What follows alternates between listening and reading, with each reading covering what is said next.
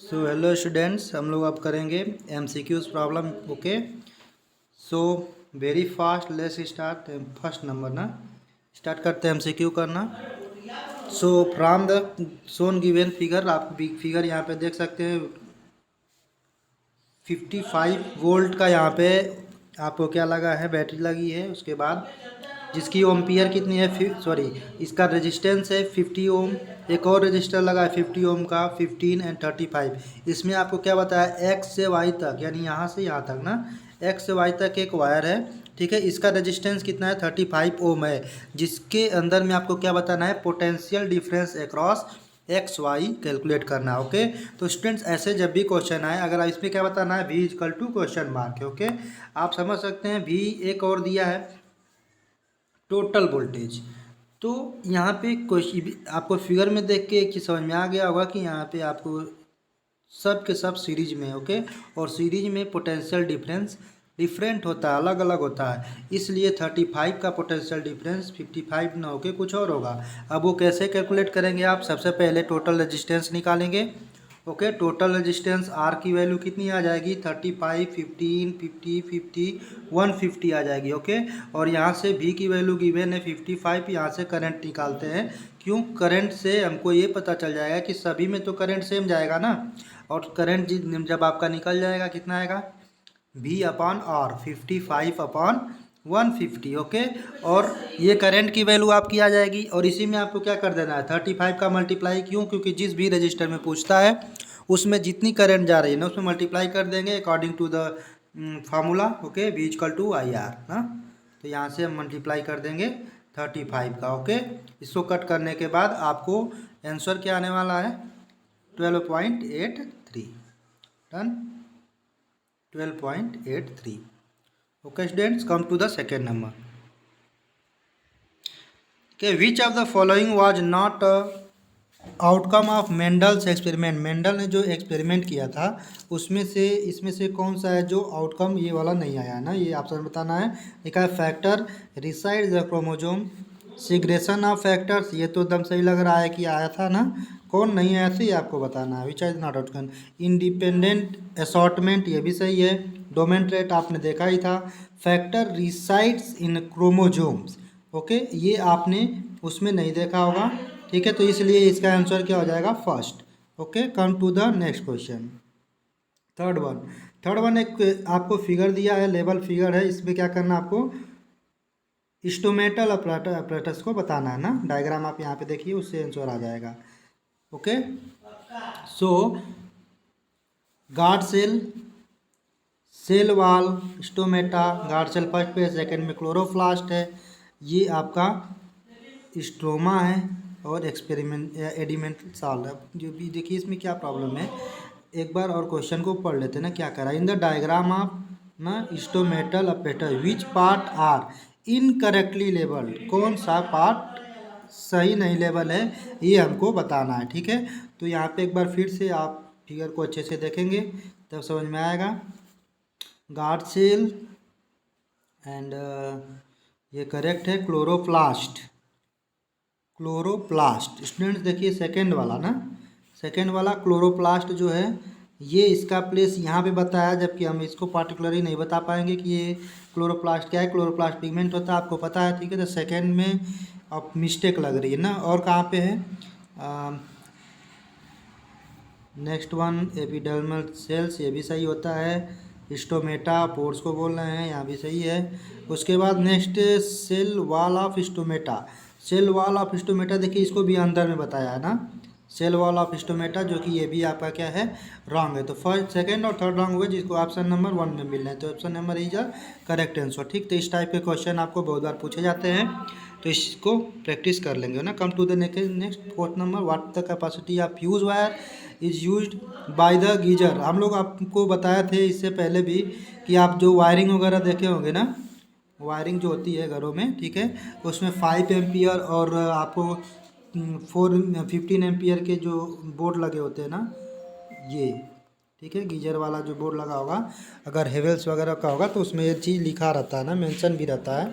तो इसलिए आप नॉर्मल वाला क्या होगा, 5 एम्पियर और गीजर का हमारा कितना होता है 15 एम्पियर होता है। ओके, तो ऑप्शन नंबर सेकेंड। फिफ्थ का आपका क्या है, which of the following is not a silvery white metal, इसमें से कौन सिल्वरी वाइट मेटल नहीं है। सिल्वर एजी तो ये तो कंफर्म है कि सिल्वर तो रहेगा ही ना, तो सिल्वरी वाइट मेटल नहीं है ये आपको बताना ना।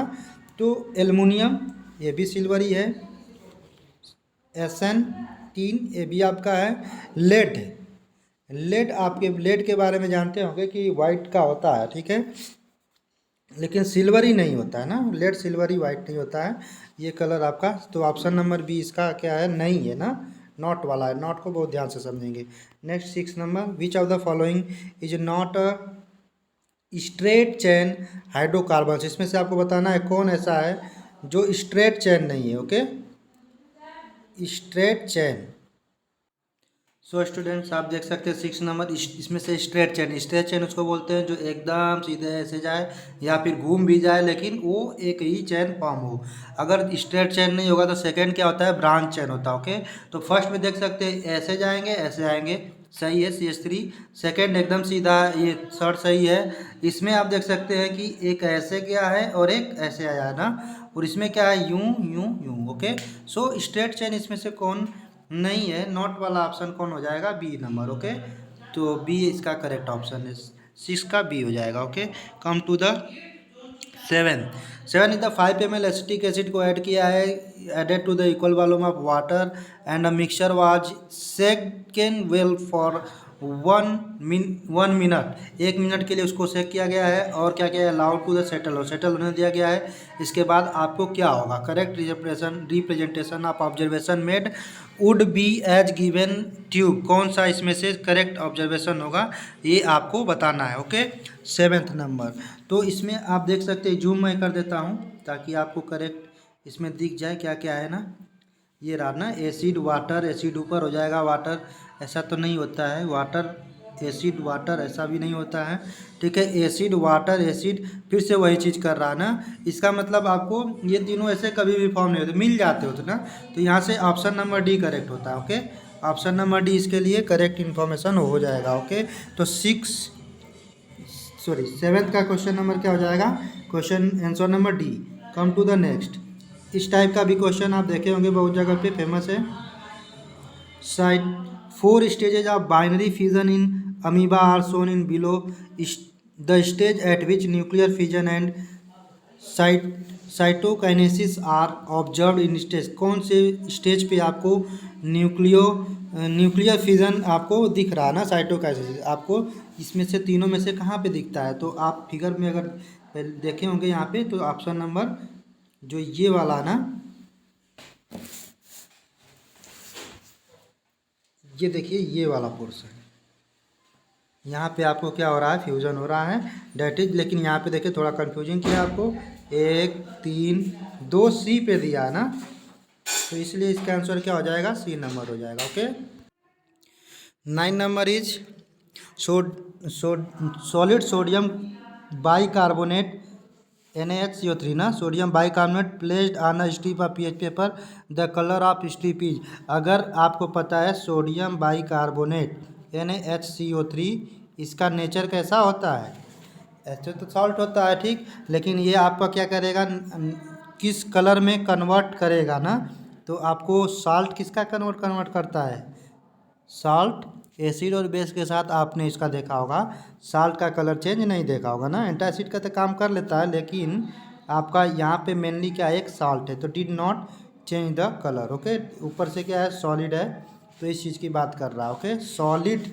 सोडियम बाइकार्बोनेट, तो इस चीज़ स्ट्रिप पेपर पे आप रखेंगे तो ये कोई भी कलर चेंज नहीं करेगा। तो 9th का ऑप्शन नंबर कौन सा हो जाएगा, सी हो जाएगा। Okay, come to the 10th, vegetative propagation refers to the formation of new plant form, नया प्लांट फॉर्म करने के लिए इसमें से वेजिटेटिव प्रोपोगेशन किस प्रकार से रेफर्स करता है ना, तो ये चीज़ आपको देखेंगे।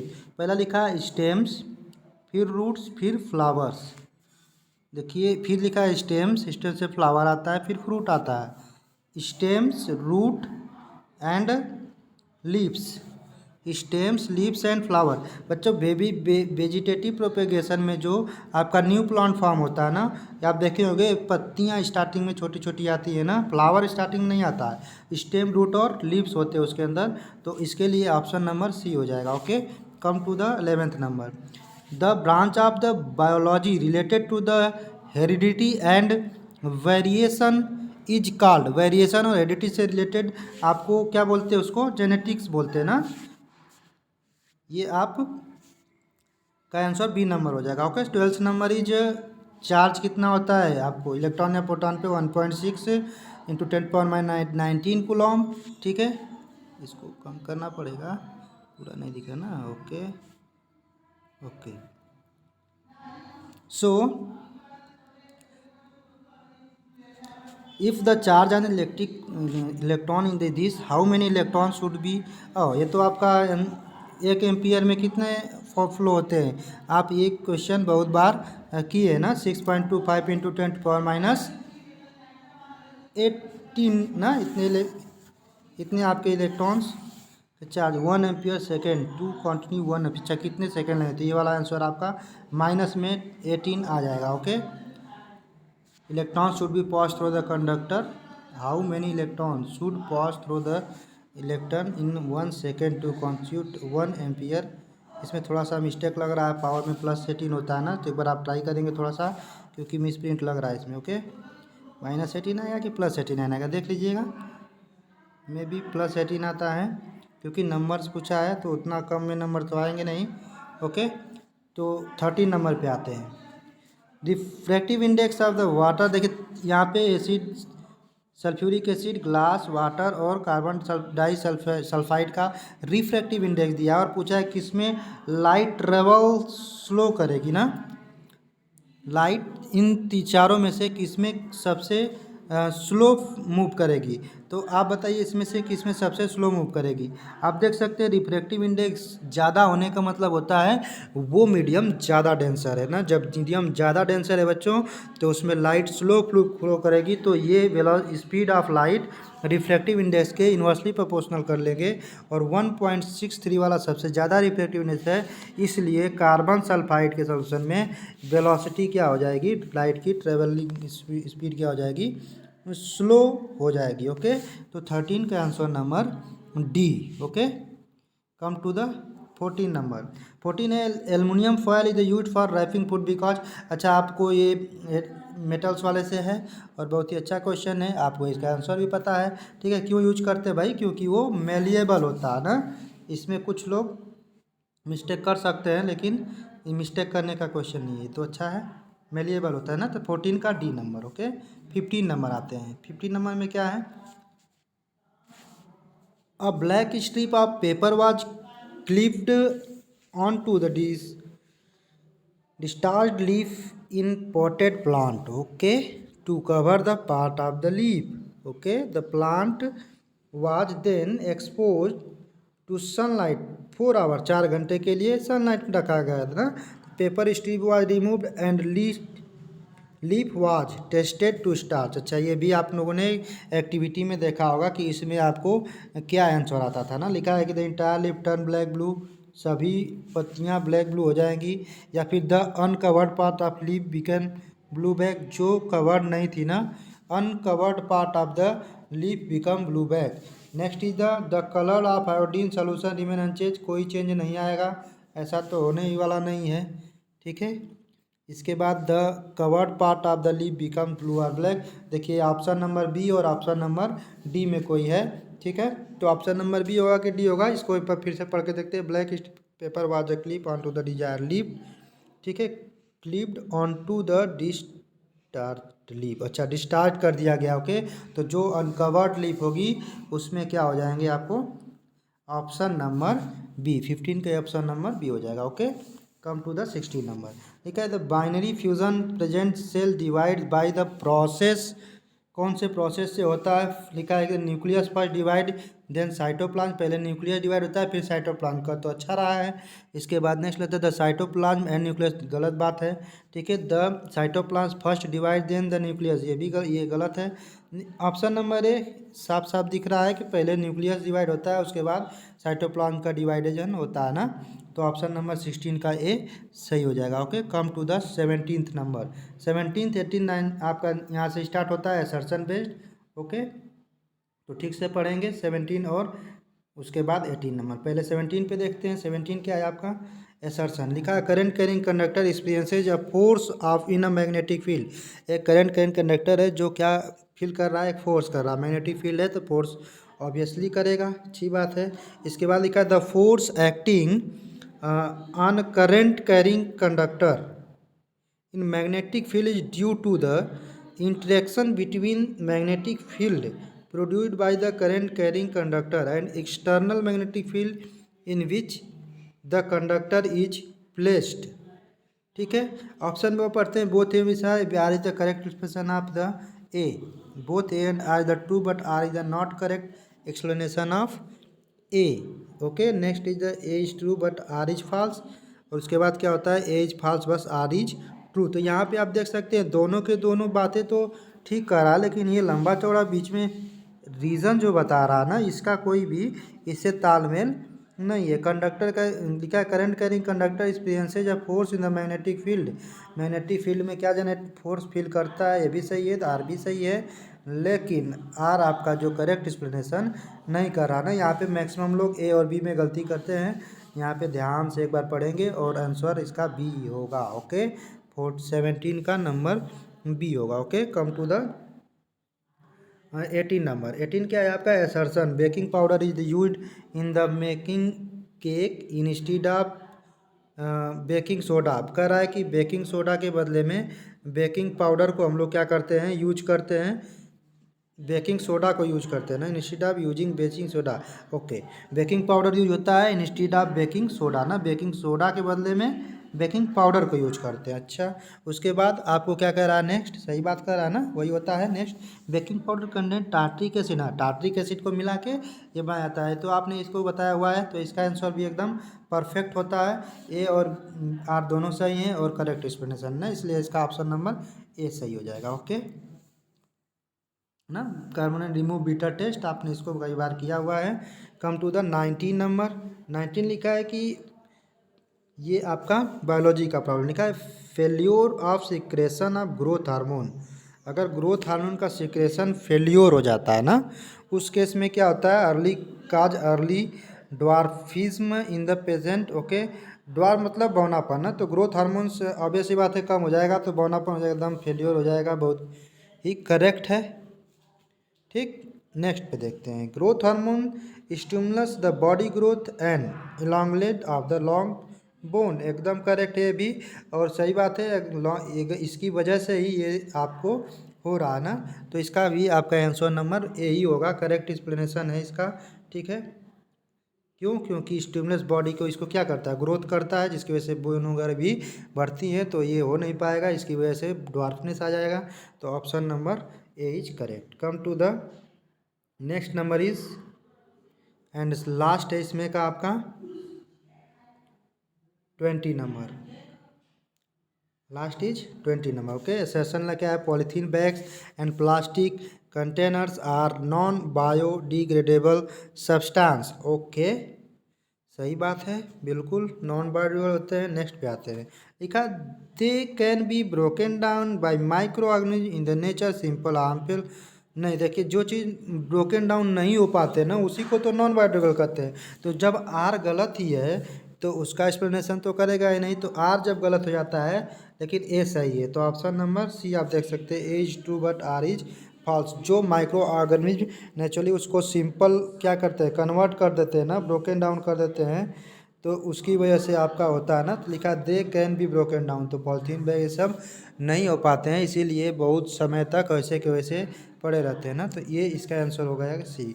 तो सही स्टूडेंट्स 20 क्वेश्चन ये रहे, मिलते हैं नेक्स्ट वीडियो में। Thank you so much for watching, I hope it will help you, thank you.